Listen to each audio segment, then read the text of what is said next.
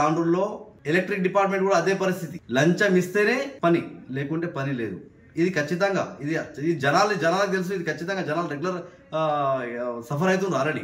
అదే విధంగా MR office లో కూడా అదే పరిస్థితి. ఎంఆర్ ఆఫీస్ లో ఒక బర్త్ సర్టిఫికేట్ కావాలన్నా లంచం కావాలి, ఒక క్యాస్ట్ సర్టిఫికేట్ కావాలన్నా లంచం కావాలి, ఒక రెసిడెన్స్ సర్టిఫికేట్ కావాలన్నా లంచం కావాలి, ఒక పాస్బుక్ లో సర్వే చేసుకోవాలన్నా లంచం కావాలి. ఖచ్చితంగా లంచం లేనిది పని కాదని చెప్పి నేను హయ్యర్ ఆఫీసర్లకు తెలియజేస్తున్నాను. కలెక్టర్ గారిని కూడా తెలియజేస్తున్నాను.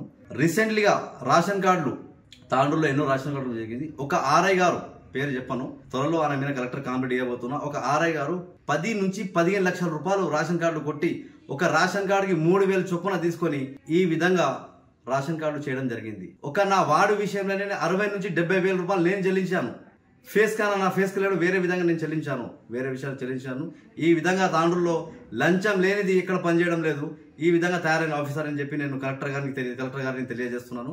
దయచేసి కలెక్టర్ గారు తాండూరు విషయంలో శ్రద్ధ చూపించి కొద్దిగా ఫోకస్ పెట్టాలని చెప్పి కలెక్టర్ గారితో మనవి చేస్తున్నా. ఈ మున్సిపాల్లో కానీ, ఈ ఎలక్ట్రిక్ ఆఫీస్ మీద కానీ, తర్వాత వచ్చేసి రెవెన్యూ డిపార్ట్మెంట్ ఎంఆర్ ఆఫీస్లో కానీ కొద్దిగా చూసి కొద్దిగా దాని మీద దృష్టి పెట్టాలని చెప్పి మనవి చేసి సామాన్య ప్రజలకు న్యాయం చేయాలని నేను మనవి చేస్తున్నాను.